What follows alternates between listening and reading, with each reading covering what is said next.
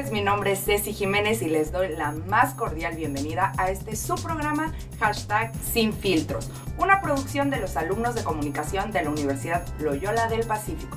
En esta edición les vamos a hablar acerca de las elecciones que se nos vienen el 1 de julio y su repercusión e importancia aquí en el estado de Guerrero.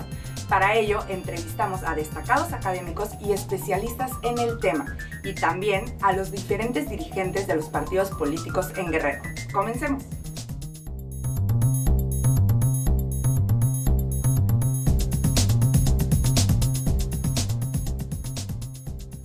Este 1 de julio los mexicanos tendremos la oportunidad de elegir al nuevo presidente de la República y renovar al Congreso de la Unión. En estados como Guanajuato, Veracruz, Tabasco, Chiapas, Yucatán, Morelos, Puebla, Jalisco y Ciudad de México se elegirán a los gobernadores. Y aunque aquí en Guerrero no habrá cambio de gobernador, sí habrá para renovar el Congreso local y ayuntamientos.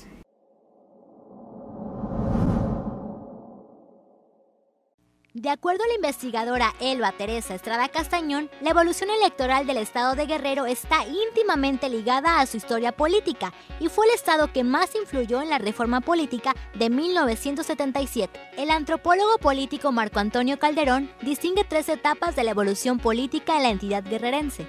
El primer periodo es una prolongada etapa de elecciones sin opción, prevaleciente desde los años 30 hasta finales de los años 70. La segunda etapa de elecciones competidas a partir de 1980 y una tercera etapa de elecciones competitivas que iniciaron a partir de 1988.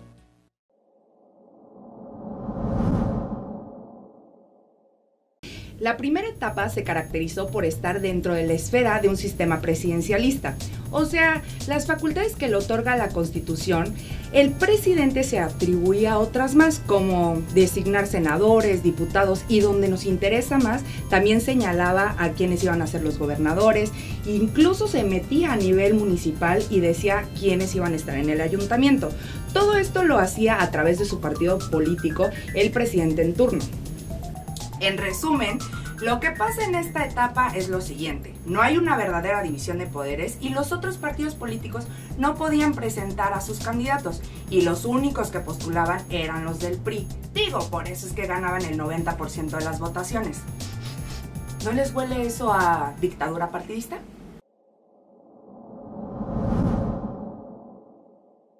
En 1980, estimulada por la reforma política de 1977, la arena electoral en Guerrero evoluciona a una etapa de elecciones competidas, la cual, de acuerdo a Estrada Castañón, se caracteriza por la participación de numerosos partidos políticos.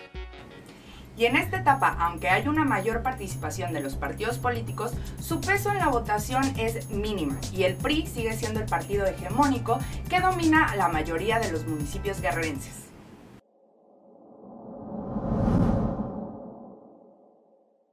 Es hasta 1988 que Guerrero vive una etapa de elecciones competitivas, no solo por la participación de diversos partidos políticos, sino porque el Frente Democrático Nacional, transformado en 1989 como el Partido de la Revolución Democrática, se convierte en la segunda fuerza política en la entidad. En su libro titulado Guerrero, Sociedad, Economía, Política y Cultura, la investigadora Elba Teresa Estrada Castañón señala que la transición a la democracia en Guerrero tiene una trayectoria bastante difícil, debido al propio contexto sociopolítico que lo mantiene como una de las entidades más pobres del país. La relación entre el gobierno y la sociedad se encuentra en una constante tensión que amenaza con romper siempre los marcos de la política. De ahí que la democracia en la entidad sea una demanda sentida para garantizar la gobernabilidad y consolidar la pacificación de la entidad.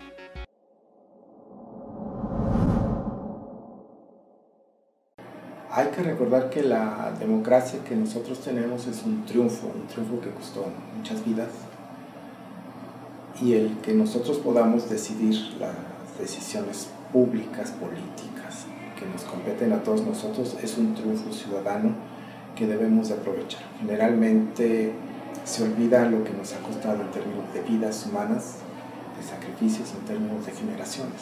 Las elecciones son un testimonio del México que queremos. Esto es importante subrayarlo. En este contexto, las elecciones que vienen son importantes porque nos permiten tener una decisión en la vida pública de manera pacífica. Este 1 de julio, los guerrerenses tendremos la oportunidad de elegir a nuestros representantes en el Congreso local. El Congreso local es el órgano donde se deposita el poder legislativo y es el encargado de elaborar, modificar y reformar las leyes que se aplican aquí en el estado. Asimismo, también habrá elecciones a nivel municipal con los presidentes. ¿Qué elegimos en Guerrero este 1 de julio? 46 diputados locales, 28 de elección popular y 18 de representación proporcional, 80 presidentes municipales, 85 síndicos y 580 regidores. En Guerrero no tendremos elección de gobernador, únicamente de representantes en el Congreso local. Esto es, se van a elegir los 28 diputados por la vía mayoritaria y los 18 por la representación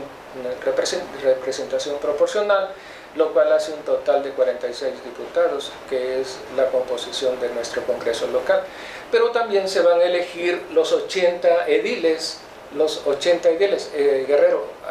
Guerrero tiene 81 municipios y hay uno que se va a elegir por usos y costumbres. Entonces, pero los 80 municipios restantes se van a elegir simultáneamente en este 1 de julio de este año. De acuerdo al Instituto Electoral de Participación Ciudadana del Estado de Guerrero, el 1 de julio, por primera vez en el municipio de Ayutla de los Libres, elegirán a su gobierno municipal a través del sistema de usos y costumbres.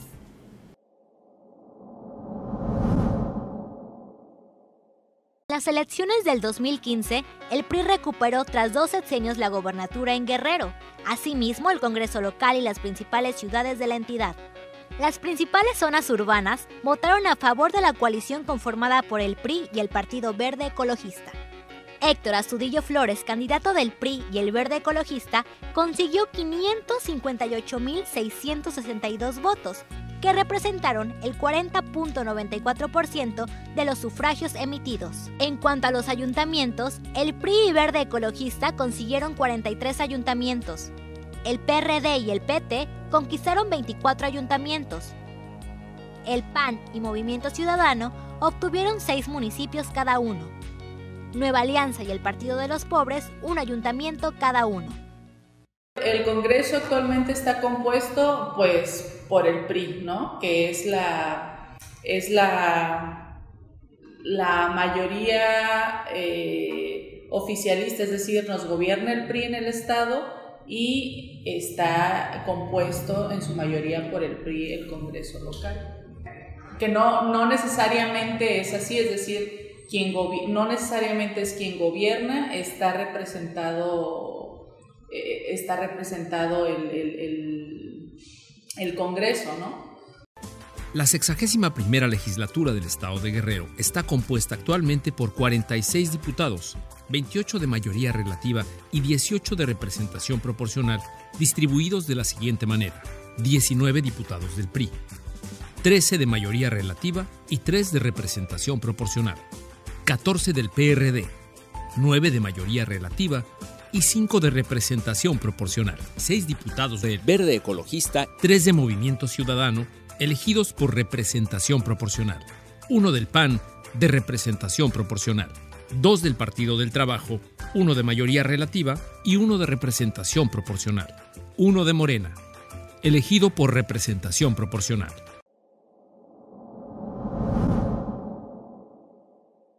Como podemos ver, el PRI actualmente no nada más tiene el control a nivel ejecutivo, sino también legislativo. Esto último podría cambiar con las elecciones que ya se vienen este 1 de julio. Analistas y expertos en el tema de elecciones coinciden en señalar que lo que está en juego en estas elecciones es el rumbo del Congreso local, además de la propia gobernabilidad en un estado que ocupa los primeros lugares en materia de inseguridad. Pero, ¿qué está en juego realmente?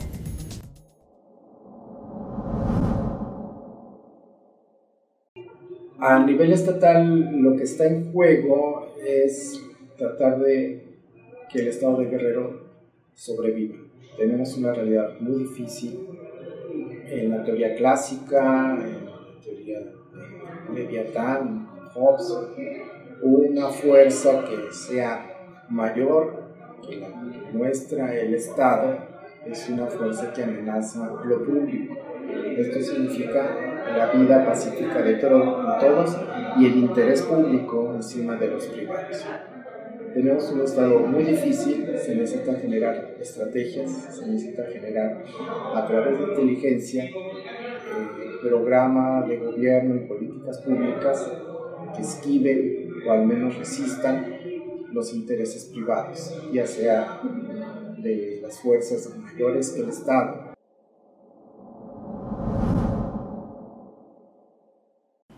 Entrevistada al respecto, la maestra en Ciencias Políticas Michelle Tolentino considera que lo que está en juego en estas elecciones es la renovación del Congreso local, lo cual implica otorgarle premio o castigo a los dirigentes de los diferentes partidos políticos en el Congreso, asimismo de cómo se va a legislar de acuerdo a la problemática que se vive aquí en la entidad. Concuerdo con la maestra Tolentino. Hay que hacer una elección de manera consciente, pues de estos representantes dependerá la creación de leyes que beneficien de manera positiva a la sociedad y que impacten de buena manera al Estado. O sea, se habrá que elegir a las personas que estén capacitadas y que no se tomen a la ligera el cargo que se les otorga y que no piensen que va a ser una forma de llenarse más los bolsillos. Para que venga el cambio, sí hay que hacer una elección bastante consciente. Pues nuestro proyecto, ¿no? Nuestro proyecto de nación, un diputado representa a los ciudadanos y representa en el sentido del bien común, es decir, volvemos al ejemplo, si la problemática más fuerte de Guerrero es la seguridad, entonces nuestros diputados deben de legislar de acuerdo a ese tema. En Guerrero existen 28 distritos locales que se dividen entre los municipios de Chilpancingo, Acapulco, Zihuatanejo, Tecpan, San Marcos, Ayutla, San Luis, Ometepec, Coyuca, Pungarabato, Eduardo Neri, Teloloapan, Tasco, Iguala, Tixla, Chilapa, Atlixtac y Tlapa.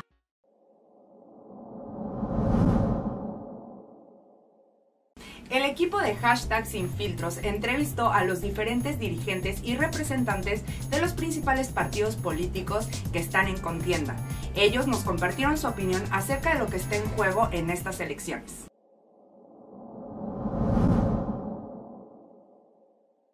Bueno, yo creo que no solamente son importantes para Guerrero, son importantes para el país. Hoy en nuestro país hay problemas muy serios, el problema de la delincuencia, el problema de la pobreza, el problema de la educación, y todos estamos inmiscuidos ahí.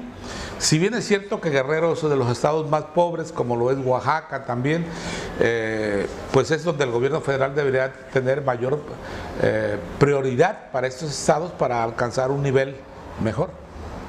Bueno, la importancia de las elecciones en el país significa el poder tener la oportunidad para quienes van a votar por primera vez, que son los jóvenes, el que puedan poder analizar las propuestas de quienes van a aspirar a los diferentes cargos de elección popular, tanto a nivel federal, a nivel estatal y a nivel municipal. Y también, aparte de analizar y revisar las propuestas de cada personaje que participe, pues es que puedan tomar muy buenas decisiones. Bueno, las elecciones son importantes porque es una oportunidad que tienen los ciudadanos para renovar y elegir a sus gobernantes. Lo importante es que se pueda aprovechar esta oportunidad también para elegir a los mejores gobernantes.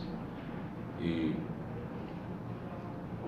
la elección del 1 de julio es también una elección singular porque es concurrente.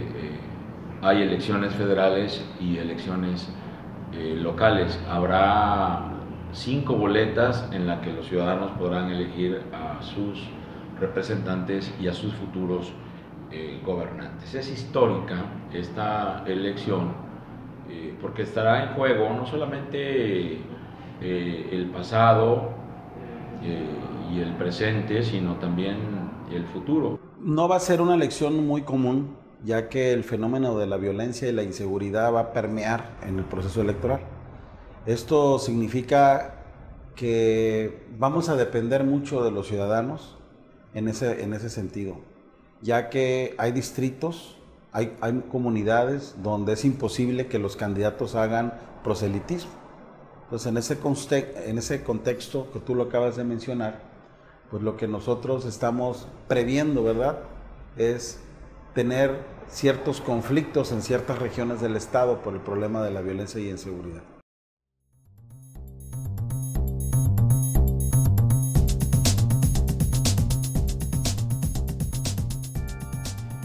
¿Cuántos guerrerenses podremos votar este 1 de julio?